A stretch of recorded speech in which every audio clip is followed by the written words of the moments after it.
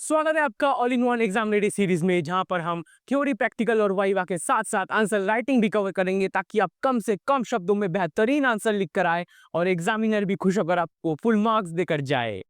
तो आज हम करेंगे class 11 geography practical chapter 1 introduction to maps. अब मैप के बारे में जानने से पहले दो कंसेप्ट अच्छे से जान लेते हैं, जियोइड और स्फीयरॉइड। हमारा अर्थ चारों तरफ से प्लेन नहीं है, मतलब वहां पे बहुत सारे उबड़ खाबड़ है, कहीं पे हिल्स, कहीं पे माउंटेन्स, कहीं पे प्लेटूज, तो कहीं पे वैलीज। तो उसी चीज को अगर एक्यूरेटली दिखाना हो तब हम जियोइड का इस्तेमाल करते हैं। मतलब आसान शब्दों में कहे तो जियोइड अर्थ का सबसे बेहतरीन रिप्रेजेंटेशन दिखाता है।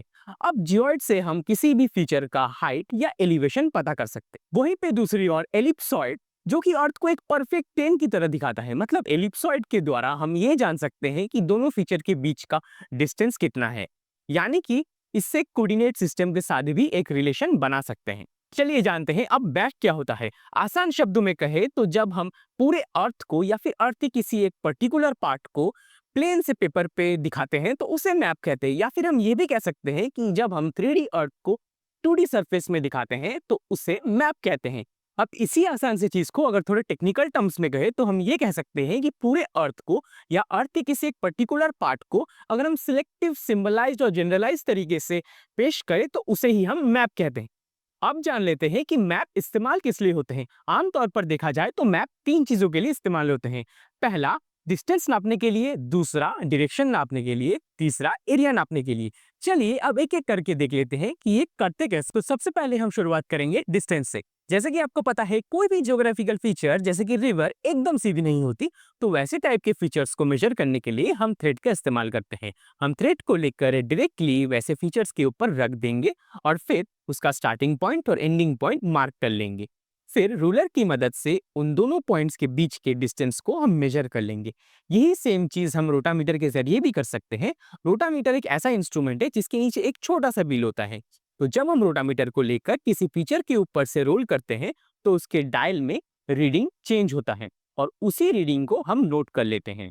फाइनली थ्रेड और रोटामीटर से निकाले गए मेजरमेंट को हम मैप स्केल से कन्वर्ट कर कर रियल वर्ल्ड का एक्चुअल डिस्टेंस निकाल सकते हैं। अब चलिए जानते हैं कि मैप के जरिए हम डायरेक्शन कैसे निकालते हैं। जैसे कि आपको पता है कि हर एक स्टैंडर्ड मैप के टॉप मोस्ट कॉर्नर में एक नॉर्थ एरो होता है, जो कि हमें बताता है कि नॉर्थ पोल किस डायरेक्शन में है। अब नॉर्थ पोल को रेफरेंस मानकर हम साउथ पोल, वेस्ट और ईस्ट निकाल सकते हैं। ये भी जान लीजिए कि नॉर्थ, ईस्ट, वेस्ट, साउथ की जो चार डायरेक्शन है इन्हें हम कार्डिनल पॉइंट्स कहते हैं और इनके बीच में आने वाले डायरेक्शंस को हम इंटरमीडिएट पॉइंट्स या फिर क्वाड्रेंटल पॉइंट्स भी कहते हैं। तो चलिए अब देखते हैं कि एरिया कैसे निकालते हैं। एरिया निकालने के लिए दो तरीके हैं। सबसे पहला है पैटर्न ऑफ स्क्वायर्स, मतलब कि जिस भी जगह का हमें एरिया निकालना है हम उसके ऊपर डायरेक्टली एक ट्रांसपेरेंट ट्रेसिंग पेपर रख देते हैं। उसके बाद उसके अंदर आने वाले पार्शियल स्क्वायर्स और होल स्क्वायर्स को काउंट करके उसका समेशन निकाल के फॉर्मूला से डायरेक्टली एरिया निकाल लेते हैं। अब दूसरे तरीके में हम फिक्स एरिया पोलर प्लेनीमीटर यूज करते हैं। इसके लिए कुछ स्टेप्स है, तो चलिए देखते हैं कि वो स्टेप्स क्या क्या है। सबसे पहले पोलर प्लेनीमीटर के एक हिस्से को फिक्स्ड रखकर दूसरे हिस्से को जिस भी जगह का हमें एरिया निकालना है उसके पेरीमीटर या फिर बॉर्डर के ऊपर से क्लॉकवाइज डायरेक्शन में ड्रॉ करते हैं। अब ये करने के बाद ड्राइंग से पहले और बाद की रीडिंग से हम एक वैल्यू निकाल लेते हैं। उसको जब हम कांस्टेंट से मल्टीप्लाई करते हैं तो हमें एरिया मिल जाता है। तो अब चलिए देखते हैं कि एसेंशियल्स ऑफ मैप मेकिंग क्या है। तो एसेंशियल्स ऑफ मैप मेकिंग मतलब वो पांच चीजें जिनके बगैर मैप बन नहीं सकता। तो उसमें सबसे पहले आता है मैप स्केल, फिर आता है मैप प्रोजेक्शन, फिर आता है मैप जनरलाइजेशन, फिर मैप डिजाइन और लास्ट में मैप कंस्ट्रक्शन एंड प्रोडक्शन। अब जानते हैं कि मैप स्केल क्या होता है। जैसे कि आपको पता है कि रियल वर्ल्ड फीचर्स बहुत बड़े होते हैं और उनको मैप में दिखाने के लिए साइज में छोटा किया जाता है। मतलब कि मैप स्केल सूचना सामग्री की सीमाएं और वास्तविकता की सीमाएं निर्धारित करता है, जिसके द्वारा हम उसे चित्रित करते हैं। अब जानते हैं मैप प्रोजेक्शन क्या है और किस स्फेरिकल सरफेस को जब हम प्लेन सरफेस पे दिखाते हैं तो उसे ही मैप प्रोजेक्शन कहते हैं। इसमें से मर्केटर्स प्रोजेक्शन सबसे ज्यादा यूज किया जाने वाला प्रोजेक्शन है। अब आते हैं मैप जनरलाइजेशन पर। कॉम्प्लेक्स से जियोग्राफिकल डाटा को जब हम सिंप्लीफाई कर कर यूजफुल और रीडेबल बनाते हैं और उसको मैप में इस्तेमाल करते हैं, उसे ही मैप जनरलाइजेशन कहते हैं। इसमें इस्तेमाल किए हुए डाटा को रिड्यूस करने के साथ साथ जरूरी इंफॉर्मेशन और स्पेशल रिलेशन को भी प्रिजर्व किया जाता है। अब बारी है मैप डिजाइन की। जैसे कि आपको पता है कि मैप में बहुत से फीचर्स दिखाए जाते हैं। अब कौन से फीचर के लिए कौन सा सिंबल या फिर कौन सा कलर इस्तेमाल किया जाएगा, या फिर मैप में यूज किए जाने वाले टेक्स्ट कौन से फॉन्ट्स में होंगे, या फिर मैप के दूसरे एलिमेंट्स जैसे कि मैप लेजेंड, मैप स्केल किस तरीके से बनाया जाएगा, ये सब हम मैप डिजाइन में करते हैं। अब आते हैं मैप कंस्ट्रक्शन और प्रोडक्शन में। प्राचीन काल में जो कार्टोग्राफर हैं, मतलब जो मैप बनाते हैं, वो ये सब काम महीनों तक अपने हाथों से खुद ब खुद करते थे। लेकिन अभी आधुनिक युग में यही चीज सैटेलाइट इमेजेस और कंप्यूटर के द्वारा कुछ ही मिनटों में किए जाते हैं। अब बढ़ते हैं मैप मेकिंग के इतिहास की ओर। इंसानियत और मैप मेकिंग की यारी कितनी पुरानी है, ये बयां करने के लिए मेसोपोटामिया में मिली क्ले टैबलेट मैप ही काफी है, जो कि 2500 बीसी पुरानी बताई जाती है। अब आधुनिक कार्टोग्राफी की बात करें तो ग्रीक और अरबी जियोग्राफर्स ने इसकी नींव रखी थी। अर्थ का सरकमफेरेंस नापना हो या जियोग्राफिकल कोऑर्डिनेट सिस्टम हो, ये सब ग्रीक और अरब्स की ही देन है। लेकिन प्रारंभिक आधुनिक काल में आर्ट और साइंस ऑफ मैप मेकिंग को पुनर्जीवित किया गया, जिसमें सबसे ज्यादा प्रयास जियोइड से प्लेन सरफेस में परिवर्तन करने के प्रभावों को कम करने पे दिया गया। मैप को बहुत से पोजीशंस के द्वारा बनाया जाता है ताकि सही डिस्टेंस, डायरेक्शन और एरिया मिल सके। अब 19वीं और 20वीं शताब्दी आते आते पुराने ग्राउंड सर्वे की जगह प्लेन से ली गई एरियल फोटोग्राफी ने ले ली थी। अब आते हैं हमारे प्यारे देश भारत की ओर। मैप मेकिंग की शुरुआत हम वैदिक काल में देख सकते हैं।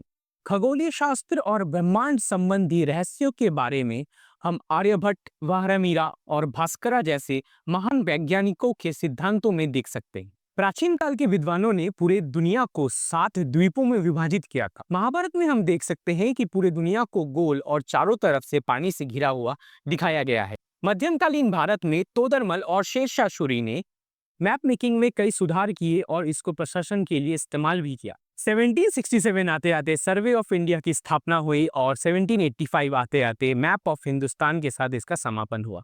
आज के आधुनिक भारत में सर्वे ऑफ इंडिया अलग अलग स्केल में मैप बनाने का काम करती है। चलिए अब जानते हैं मैप के कितने प्रकार होते हैं। वैसे तो मैप के 4 प्रकार होते हैं, लेकिन इसमें बहुत सारे सब डिविजन है। तो चलिए एक एक करके देखते हैं कि ये प्रकार क्या क्या है। अब मैप को अगर स्केल के आधार पर देखें तो मैप के 2 प्रकार हैं, एक है लार्ज स्केल और एक है स्मॉल स्केल।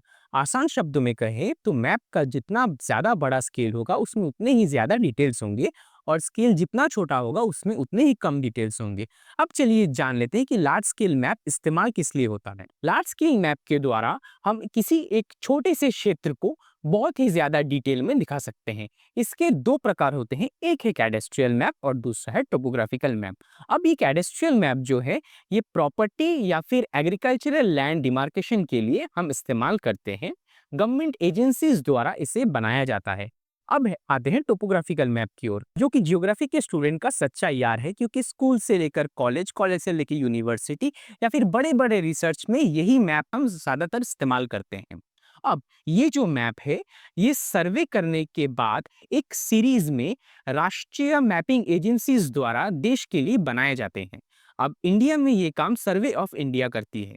अब इसके लिए हम एक समान कलर या सिंबल्स इस्तेमाल करते हैं, जिससे कि हम अलग अलग टोपोग्राफिकल फीचर्स जैसे कि फॉरेस्ट, रिवर, एग्रीकल्चरल लैंड दिखाते हैं। अब बात करते हैं स्मॉल स्केल मैप्स के बारे में। अब स्मॉल स्केल मैप्स की मदद से हम एक बड़े से एरिया को बहुत ही छोटी सी जगह में आसानी से दिखा सकते हैं। अब इसके 2 प्रकार हैं। सबसे पहला है वॉल मैप, जो हमने अक्सर स्कूल, कॉलेज, यूनिवर्सिटी या फिर लेक्चर हॉल के दीवारों में देखा ही होगा। और दूसरी तरफ आता है एटलस, जो कि एक किताब की तरह होता है जिसमें विभिन्न देश या फिर महाद्वीपों के बारे में दिया रहता है। जियोग्राफिकल इंफॉर्मेशन के लिए ये एक इंसाइक्लोपीडिया का काम करता है। चलिए अब जानते हैं कि फंक्शन के आधार पर मैप के कितने प्रकार हैं।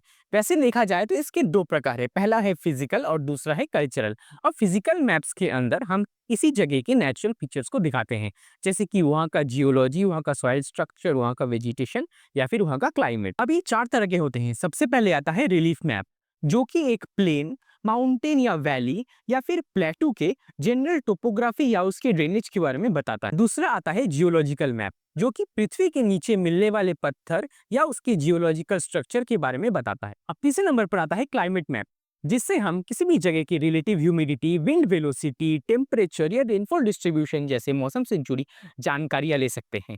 और चौथे नंबर पे आता है सॉइल मैप, जिससे हम ये पता लगा सकते हैं कि किस जगह में किस प्रकार की मिट्टी मिलती है। अब बात करते हैं कल्चरल मैप्स के बारे में, जो कि हमें मैन मेड फीचर्स मतलब कि literacy rate, population growth, economic growth, transportation, resource distribution जैसे चीजों के बारे में बताते हैं। इसके 4 प्रकार हैं। तो सबसे पहले हम बात करते हैं पॉलिटिकल मैप्स के बारे में। पॉलिटिकल मैप्स एडमिनिस्ट्रेटिव डिविजन्स को दिखाते हैं, जैसे कि डिस्ट्रिक्ट, स्टेट या कंट्री। ये मैप्स एडमिनिस्ट्रेशन के काम में इस्तेमाल किए जाते हैं। दूसरे नंबर पर आता है पॉपुलेशन मैप, जिसकी मदद से हम किसी भी जगह के sex ratio, literacy rate, economic development, religion या लिंग्विस्टिक डिविजन्स के बारे में जान सकते हैं। अब तीसरे नंबर पर आते हैं इकोनॉमिक मैप्स, जो कि हमें इंपॉर्टेंट मिनरल्स जैसे कोल, पेट्रोलियम, गोल्ड, डायमंड और क्रॉप डिस्ट्रीब्यूशन के बारे में जरूरी इंफॉर्मेशन देते हैं। अब चौथे नंबर पे आता है ट्रांसपोर्टेशन मैप, जो कि हम कहीं पे सफर करते टाइम इस्तेमाल करते हैं। इससे हमें अलग अलग रेल रूट, वाटरवे रूट या फिर रोडवे रूट के बारे में पता चलता है। तो चलिए अब आते हैं सबसे इंपॉर्टेंट पार्ट पे, जो कि है आंसर राइटिंग। जैसे कि आपने देखा कि हमने पूरे चैप्टर को क्वेश्चन एंड आंसर फॉर्मेट में कवर किया है। तो यहाँ पे दिए गए क्वेश्चंस को आप बड़े ही आसानी से वीडियो में दिए गए इंफॉर्मेशन से आंसर कर सकते हैं। मेरा सजेशन यही है कि आप सिर्फ और सिर्फ वीडियो में दिए गए इंफॉर्मेशन को यूज कीजिए, ताकि आप कम से कम शब्दों में हाई क्वालिटी आंसर लिख पाए। अब आंसर राइटिंग के बाद चेकिंग और इवैल्यूएशन के लिए आप हमारे टेलीग्राम चैनल को ज्वाइन कर सकते हैं। आपको अगर वीडियो पसंद आया तो इसको लाइक, शेयर और सब्सक्राइब कीजिए और बेल नोटिफिकेशन बटन ऑन कर दीजिए।